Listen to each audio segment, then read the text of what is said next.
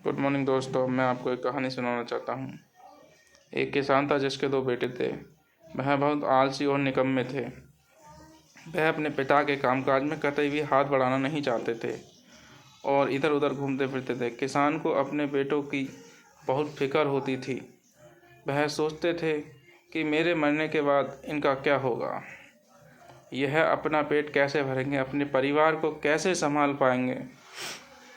एक दिन किसान की हालत बहुत ही गंभीर थी। कहने का मतलब किसान मरने की हालत में था।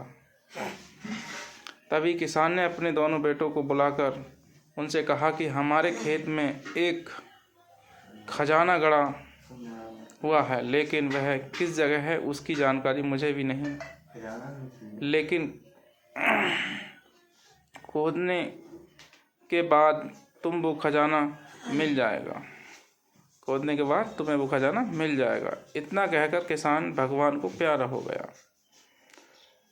खजाना की खबर सुनकर दोनों बेटों के मन में लालच आ गया और वो दोनों खेत में चले गए और खेत को खोदने लगे। खजाने के लालच में कुछ ही दिनों में पूरे खेत को खोदने के बाद वह घर जाकर बैठ गए और वह अपने पिता को कोसने लगे। इसी तरह कुछ महीने बीत गए और वर्षा ऋतु का मौसम आ गया।